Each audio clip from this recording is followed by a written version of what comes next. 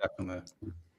Welcome to Café is for Closers, the show where sales stops feeling salesy. I'm Andres Mego, and every week we break down real conversations, real objections, and real wins so you can turn pressure into partnerships and close more deals the right way. So grab your coffee, aka your café, and let's jam. What's up, guys? I have an incredibly special guest today. My man Toyan here. I'm going to let him introduce him in a second, but I want to hype him up for a bit. I've been, for you guys that maybe just following, I've been in the remote high ticket space for like 6 years. And I've been through so many programs, and I met Toyan in Bill Walsh's program, the elite version of Objection Box. Fantastic program. Been like 3 years, like seeing this man just completely crush it. Full stack savage, absolute wizard at what he does.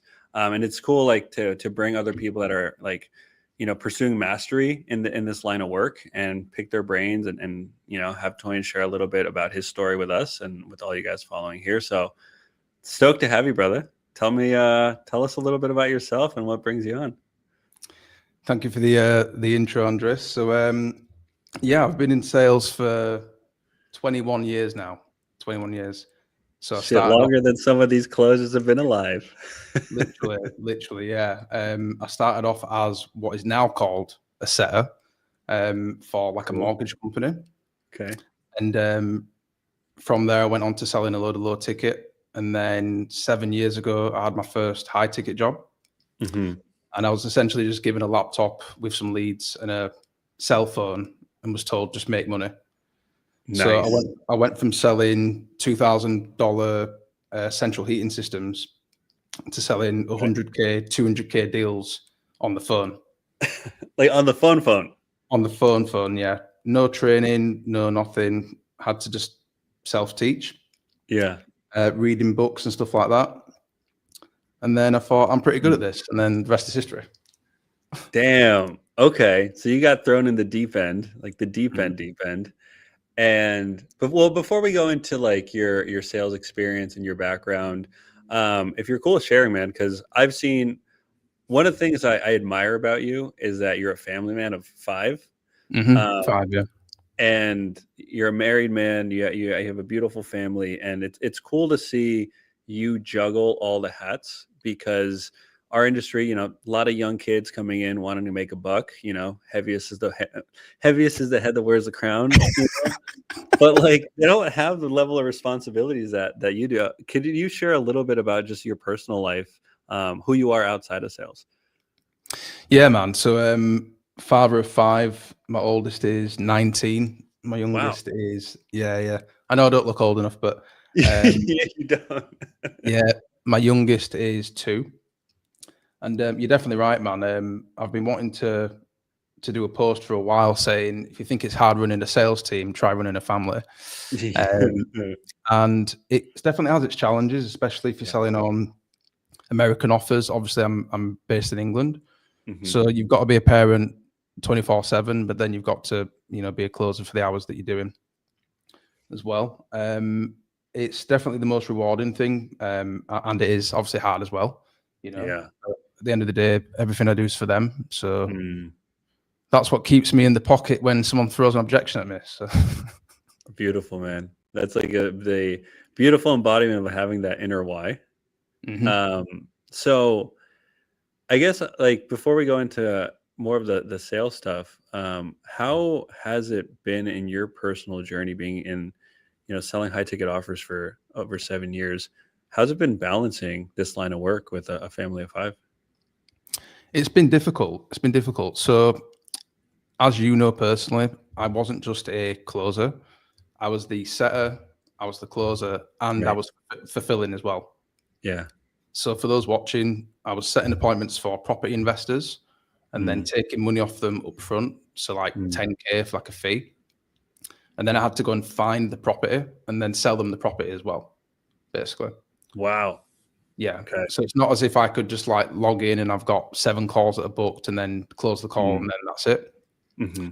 So anytime, evenings, weekends, my phone could call and, there's a problem with a property or something like that. Mm-hmm. And like actual closing was maybe 30-40% of the actual work. Mm-hmm.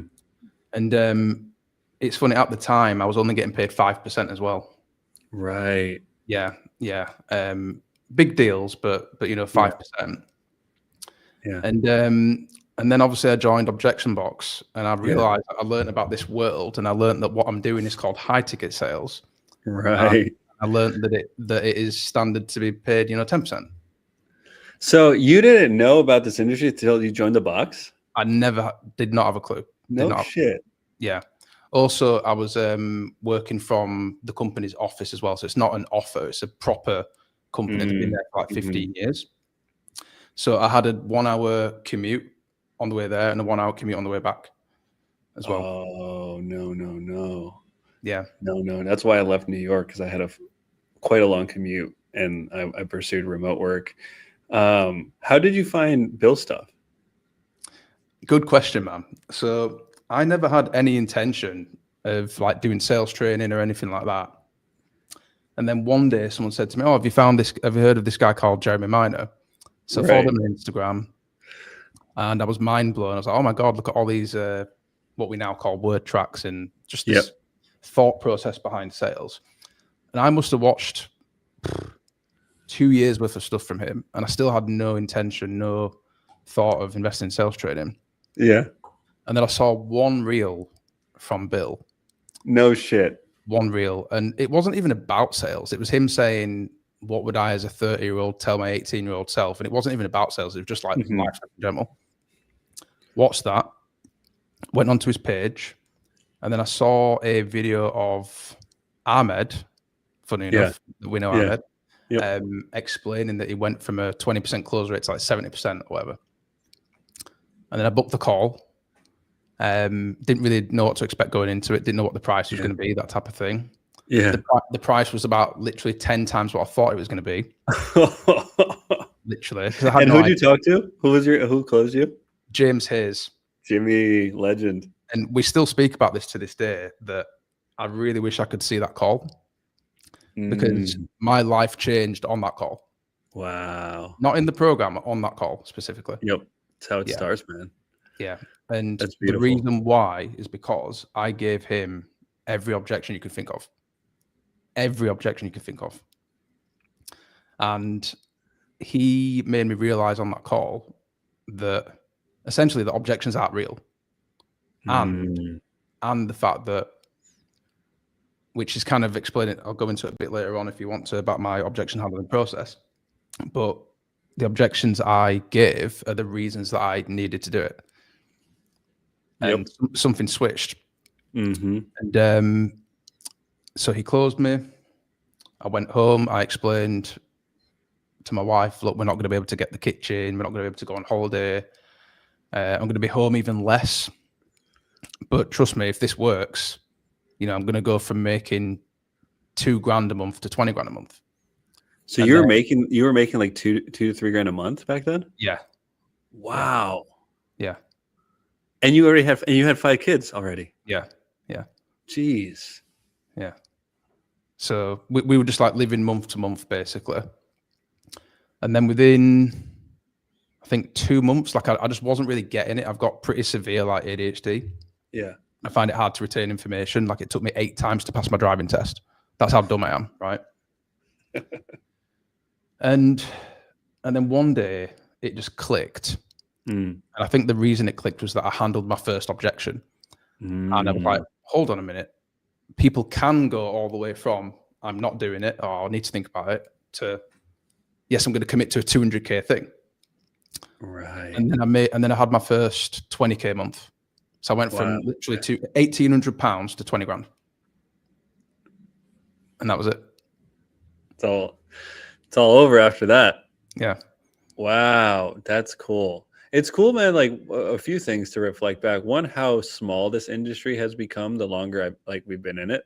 Yeah. Like to be like, James is coming on to do a training with my community next week. And it's like cool. Like at one point seeing him as like a coach and someone I was learning from, and now like as a peer is really cool. Yeah. But then also like for you, like you said something that really reminds me of, I didn't get into sales through a program, through a sales program. I started from a personal development program But Mhm. my objection was I didn't have any money. And my friend's like, well, that's why you need to level the fuck up and stop wasting your life. And that was like something that like I've just kept in my head as my own objection handling process is like Mhm. the objections you're giving are, like you said, are why you need these changes. Yeah. So you went on, you had your 20K banger month, and then that was what, dude, how long were we in the box? Like 3 years ago? Like 3 years ago, yeah. And then July the 1st, 2024, which was my 5-year anniversary at the property company, was when I made my first 30K a month. Okay, your 5-year anniversary. Yeah. Okay. Big 30. And then I'm curious, actually, what shifted for you when you hit 30K? Ooh, I was hoping you weren't going to ask that because there's a pretty deep answer to that, and it's not a good one. Well, It's not a nice thing. So I actually had a bit of a fuck it, I'm just going to say it. I had a bit of a mental breakdown. Yeah, I had a bit of a mental breakdown. Imposter syndrome. Okay. Do I deserve this? People are saving people's lives, running into burning buildings that don't make this money. It must be temporary. I must have got lucky. I mean, I couldn't have got lucky for 5 years, but that kind of stuff. So then that led me to having to do other work, to essentially give myself permission to allow reality to catch up with me. So I've been working with Bogdan for that kind of stuff. And yeah, so it's interesting. I see that with a lot of reps actually, that their performance kind of goes like this and then drops down for like maybe a couple of weeks because they're like, do I deserve this? This isn't real, etc. Right. And then slowly gets back up and then levels out. It levels out. Sort of thing. So it was pretty interesting. I think there was also a case of having a goal, like having that made up number from seeing other people post stuff and, from the coaches in the box and knowing what they make and stuff. And it was almost like getting to the top of the mountain and then needing a new mountain and all that kind of thing. Yeah. As well. Yeah. But now I realize that it's just a never ending series of mountains. Like there's always a next step. And a bit like when we had the Dublin event for Objection Box, and I remember Bill said, look to your left, look to your right. Nothing will ever be enough for that person or something. Like nothing will ever be enough sort of thing. I think that there's a reason people are in sales in the first place. Is what I'm trying to say. Well said. First of all, thanks for being real. I think it's easy to get caught up and like, like I did all these things, I bought all these things, but I've experienced that myself with like just the constant shattering of financial ceilings that come with all like the mental like questioning. And I think for me, like just with my upbringing and like things I've experienced, like it just took me a while to like get my head around 20K is like actually doable for me and like I could stay there. And then like you said, like that I deserved it and I earned it because there are other people that sacrifice their lives and don't make anywhere near that. Right. Yep. And that's like one milestone. Then 30K became another. And then for me personally was like one of my bigger months realizing like nothing changed. Like this was like a milestone that I've been working towards for so long. And aside from like putting money in the bank and like paying off some debt from all the coaching programs, like not much else changed. It's just like, it was just like almost inevitable from the consistent repetition and just belief that it was going to happen. I don't know if that makes sense. It does make sense. And I don't know how deep to sort of go into this, but in the process, I discovered this whole minimalism mindset and lifestyle. And it's interesting because I've said to my wife once, like, I don't understand how people will spend X amount on such and such thing. Like, that's ridiculous. And she said, yeah, but imagine if you were like a billionaire, you probably would spend like 10 grand on some silver knives and forks, for example, right? Now, that hasn't happened. However, the lifestyle creep definitely got to me. Yeah. Oh, yeah. Things just became normal that are just not normal. The amount of holidays, the the expensive meals out, which I think you probably saw on my stories, right? Those steaks. Yeah. Those steaks. And I think that, yeah, a trap a lot of closers fall into, what I'm getting around to here is that when they make 20 grand, it's the first time they've ever made that. It was probably what they even used to make in a year, you know? Right. And then the lifestyle creeps up. And then the reality of sales, in terms of externally anyway, kicks in. And that then causes anxiety because my life is now here where the money was, but then, you know, I've got to keep up with that. Yeah, you have to keep up with it. Yeah. And I think Ahmed said in one of his YouTube videos recently, something I think is pretty interesting. I think that as a closer, you go through 3 different, I guess, seasons of what you're trying to optimize for and what you're looking for in an offer as well. So obviously, I've got into it a bit differently from most people. They might start off as a setter or whatever on like an actual, you know, internet-based offer. But I think the first offer or the first season is about getting experience and, you know, and to make a bit of money, of course, and build a bit of a reputation. And then the second season is optimizing for make as much money as possible. And then you hit that 30K, that 40K, even 50K. You see how it isn't that much difference in terms of your actual life. And you then start to optimize for the third season, which is, I don't want to call it work-life balance, but fulfillment. And when I was doing the, you know, the inner work, I realized that there was a question I was basing my entire life on. The question that was running through my mind every day, which is, how can I make as much money as possible? How can I make more money? And I've now switched that question to, how can I get more fulfillment from my already amazing life? So it's not about trying to get to 100K a month for me. It's about trying to keep the same 40K a month, but with less hours. Massive. It's a huge reframe, man. And this is the kind of stuff that excites me to talk about in these podcasts. Like, we can talk about, like, you know, stroke your ego about how good you are at, like, you know, handling objections. You make 40 grand a month in commission, like, you're fucking good at what you do.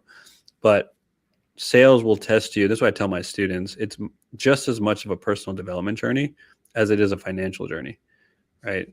Because with every level, like, you probably heard this, right? Every level, there's a new devil. Yeah, right. Kurt said Challenges you. yeah. Challenges you in so many ways. It's like, not even like, so you're getting challenged on the good months, right? Because it's questioning your identity. But you're also getting challenged when shit sucks and you're getting your balls kicked in, right? So at all sides, you're just consistently getting tested, and it just molds you into a completely different human. Do you think you'd recognize Toyan from 7 years ago? Nah, definitely not. Why not? Definitely not, man. Just a completely different person. I had such little self-belief. I didn't believe that I deserved success. I believed that I had a lot of different beliefs around money as well. Yeah.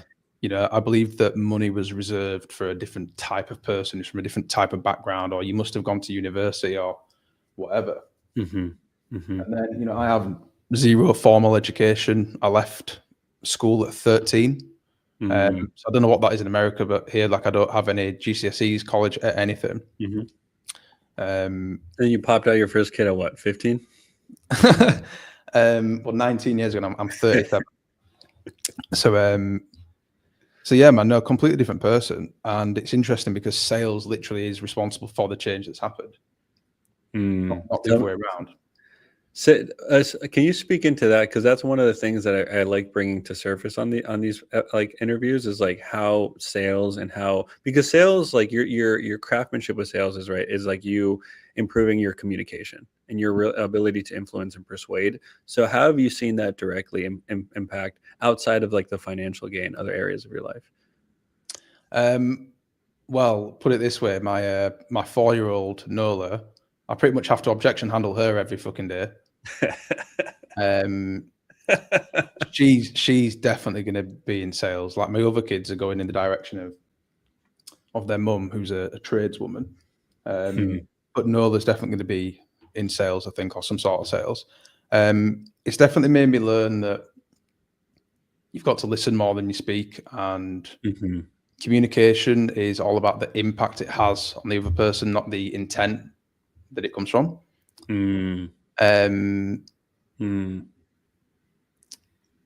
What else could I say to that?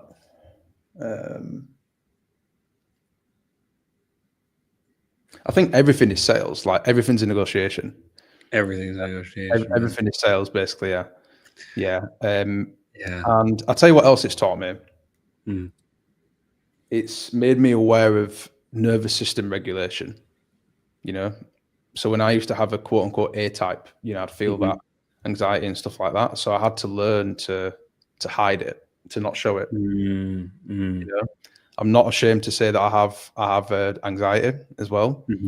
My mother passed away 7 years ago, and since then I've had this anxiety around like thinking I'm going to die and shit. Got to a point where I was having like 7-8 anxiety attacks per day. Whoa! And they'd happen on calls. So I had to get, not because of the call, but just completely random. Right. And I had to hide it. Basically, I had to hide it on calls. And then a guy that I closed, who happens to be in sales as well, but he was like corporate sales, medical sales, but I closed him on a property offer. I had an anxiety attack that was so bad. And I told him, I said, look, I apologize, putting the payment through, but just letting you know I'm having an anxiety attack. And he was like, oh, you should use that. I said, what do you mean? He said, have you ever heard of the tactic in sales called disarming honesty? I was like, no. And so from then on, whenever it happened, I just told the prospect. I said, sorry, you can probably see this is happening right now. Still going to handle your objection though. Go on, tell me it. So not only were you handling objections which for I think a lot of earlier reps gives anxiety, but you're also actually having an anxiety attack that you have to calm your nervous system through and then do the job. Wow. Yeah. So I think sales exposes who you are. It does. Essentially. There's no hiding. It exposes what you need to fix in yourself. Yeah. There's no hiding. There's no, because it's like, that's what I'm learning like in entrepreneurship, right? And sales is essentially entrepreneurship. It's just you versus you every day. So there's no hiding because there's no earning unless like you overcome whatever hesitations you have to go out and get it. Yeah, like so many, it's interesting that one of my students at the moment, this is going to be long-winded, but I'm getting to a point. When he came to me, he was at literally 0 a month. He had 85 calls in a row and didn't close a single one. 85. And he didn't get clipped somehow.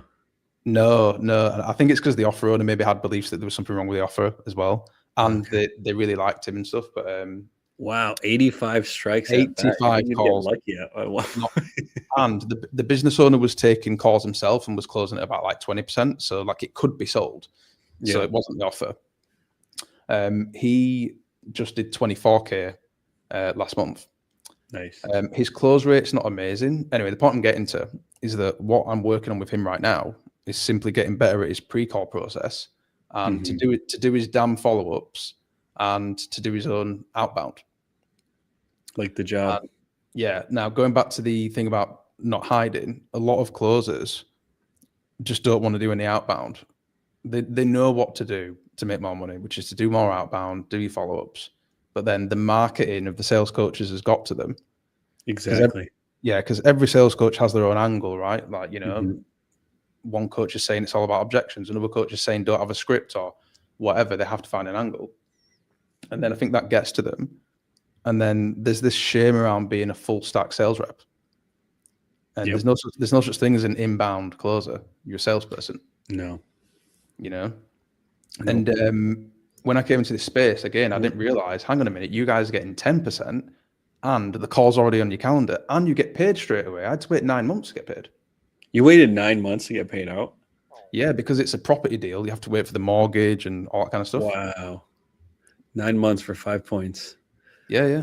Fuck. Yes, it was all recurring. You nailed it too, though, with the marketing angles that sales trainers, or maybe not even just sales trainers, but the loud marketers that get people into the industry, sell them on the completely wrong expectations.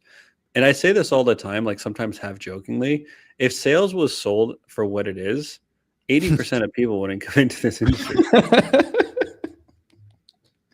Yeah. You're going to get rejected every day. You're going to question yourself. There's going to be weeks that you're not going to make squat, right? You might lose your job here and there. Some offers are going to be full of shit. Have at it. $5,000. You want in? Yeah. And yeah, because there's a lot of coaches out there saying, oh, just take 2 calls a day from your laptop on the beach and you'll make 10K a month. I even saw one, I think you might have done a post about it. I won't name who it was, but it was a lady in, I think she's in Miami, and it was like an advert for like a webinar. And she's like, oh no, people are going to turn up card in hand, ready to pay. Card in hand. I did do that. Yeah. Man. And dude, those I've actually got texts or messages from people that are like, hey, I really like your honesty about, you know, what it takes to actually make any money. Disarming honesty. See, it works at all times. And they've all messaged me like, you know, I've been a part of so-and-so's programs, and unfortunately it was just like a waste of money. I learned nothing about the skill set. Like I just got access to a job board. So, you know, one thing I've seen with a lot of, because I work with a lot of women, tons of women and female sales reps that all like, I'm really proud of like their ability to progress. Victoria, who I've been talking about a lot lately, she had like a 40K commission month, like her 3rd month into high ticket. Adele, another one of my students, just cleared like a 30K month here in November. And the things that they have in common is they work their fucking ass off. They will pick up the phone and self-set. They will clean up like their pipeline. They will do their follow-up, their test blast. They will do their triage and like send out pre-call resources. And like one thing I'm really proud about the girls in my community is like we've like coined this term like full stack or we don't want it, because that's what it takes to make real. And you know, because your skill set in one call closing is a constant evolution. Think about how many coaches like we've both invested in. I think you've worked with more coaches than I have, right? It's a constant evolution, and a constant development. But you can still make good money on your way up that, but just by doing the job, doing it well, and outworking everyone around you, you know? But it's like, that's what it takes. And I think people don't have a reference point, kind of like you. Like I had a background in sales in a call center before I got into high ticket. That's why I think people from door to door do really well. They come from like knocking on doors in like Houston summer heat, you know? And they come on here like, wait, I just have to hit the phone all day. Versus the people that are sold into, yeah, you can just sit back, take 2 calls from the beach. Like who's gonna crush it? Like even if they have less skill, yeah, like the amount of output that they can maintain way more than your ability to just wait around for 1 call and close it because you have a 50% close rate on 4 calls a week. You know? Yeah. So I think that's really important to talk about. It's like I feel like it turns people away, but like I think it's a good thing, because if you're not willing to do that, you're going to get smoked in this industry. Sales in general. I think as well, something that I haven't really heard anyone talk about is that closers can get lucky on their first offer where the marketing is amazing. There's a triager that should be a closer because they're really, really good. And they just come on, they just get onto the offer. They're closing at 60% straight away. And then maybe a year or 2 later, that offer's gone. They then got onto what I would call a proper offer where, you know, you sell into completely cold ads, for example, and then they're closing at like 10%. And then they're like, holy shit, this is hard. And then instead of getting the training to be able to handle that, they then say, this isn't for me. And then they dip out. Yeah. So they either offer hop and then they get nowhere, because offer hopping is like just nail in the coffin, right? You don't give yourself enough time to learn the avatar, the nuances, or even ramp up, give yourself 30 days to like build up momentum, and you're already quitting. So that's spot on. I saw that a lot with like during this last crypto run, right? All like the young closers that were selling crypto programs. So the market was hot. Now the market's like slow down. A lot of them in my DMs like, yo, you got any offers? Like, yeah, you're posting about 20K months, man. You should be able to land an offer if you're actually good. Well, I've got a question for you actually. What's your opinion on people's selling styles working for some offers but not working for others? Because I won't name names, but there's a couple of people who we both know who they're definitely killers, and they can easily make 40K a month on certain offers, and then they've gone on to a different type of offer and they've completely failed, and then they've pretty much had like an identity crisis after it. Yeah. When really the offer just wasn't right for them. And the thing that's making me ask you this question is there was a video from, I think it's called Eric Klein, he's like a property guy in America, and he was basically dissing Jeremy Minor, saying this doesn't work.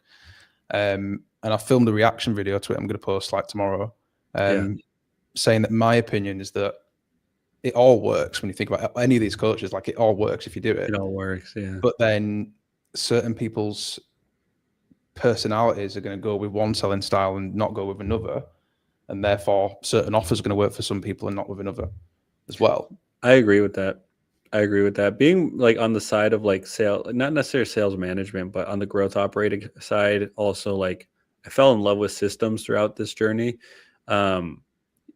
I full-heartedly agree with that. And one, myself, like there's been offers that I've crushed on, and there's been offers I've gone on, and I'm like, did I get lucky for the last 4 years? Right. And then especially when the management isn't there to like correct you, and it's just you siloing, like giving yourself feedback, but having no external direction. Like I think you can go down a quick negative spiral. So I know I've experienced that myself, but I've also, he's a friend of mine now. He's one of seventh level's top producing reps. He was one of the reps there that had multiple 100K commission months. And he went from doing that. They moved him to another offer, I think, because seventh level or Sales Sniper, I can't remember, was more of an agency. And then he bombed on the next one. Right. And so he had this drive, like, I'm going to figure it out. But the manager was like, yeah, but like, I can just put you elsewhere. You can just start producing because we know you're good. So I full-heartedly agree with that. Yeah. And the reason, it's interesting, going back to what you mentioned about, going to different coaches and stuff like that. The reason I've invested in so many coaches isn't necessarily because something was, I don't know, missing from one of them, or that there's a quote unquote better coach, but because I want to be able to sell anything to anyone.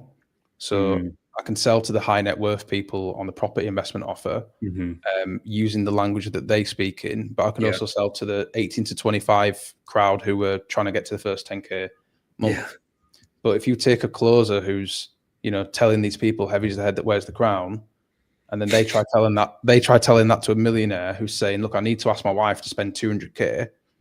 They need to have the emotional intelligence to know when to switch it up and how to speak to who's in front of them. Bingo. Yeah.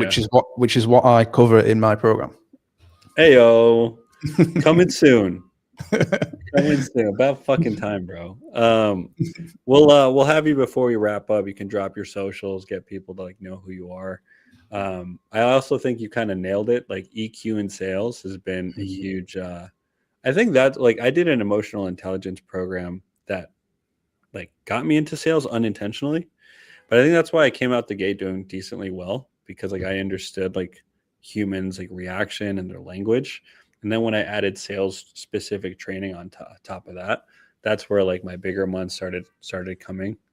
I think emotional intelligence just in a man's personal life in general is, one, in the US is highly missing, but two, so needed.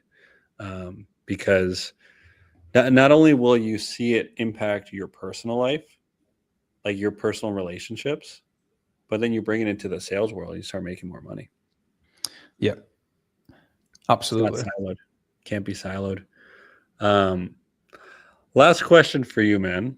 I've really enjoyed this conversation. We'll have you, like I said, we'll have you drop your socials before we wrap up here. But from all the training you've done, like the decades of sales experience, can you boil down things that you've learned into like a couple sentences? Ooh, that's a hard one, especially to do it live. Maybe not sentences, but I asked this to our previous guests, like, are there mantras that you live by based on the experience and like the coaching that you've received? I'm not there to convince them to buy. I'm there to ask them powerful enough questions to get them to realize if they should buy. If they shouldn't, that's fine. Well said. Awesome, man. Well, it was a pleasure to have you. I really enjoyed like talking about the personal side. Like I said, I think you're the only closer I know with 5 kids who's also a top producer and really good at what you do. And I appreciate you being raw and real, and just like, I think people really need more of the reminders of the not so good side of sales, so they can humanize it, right? Otherwise, the 30, 40K killers out there, like, you don't realize what it takes to get there. And if you're willing to like go through that pain for an extended period of time, like, it becomes inevitable. So thanks for sharing that side of you, man. If people want to find you, what's the best way for them to do that? So the best way is my Instagram, which is Toyan Closes. Toyan Closes, no spaces? No spaces, no dots. Cool. If you hire Toyan for coaching, make sure you found him through me, so I get my referral kickback. Thanks for coming on, man. We'll roll the outro, and I appreciate your time, brother. Thanks for having me, man. Thanks for hanging out on Cafe is for Closers. Be sure to subscribe to the show to never miss out on a conversation. See you next time.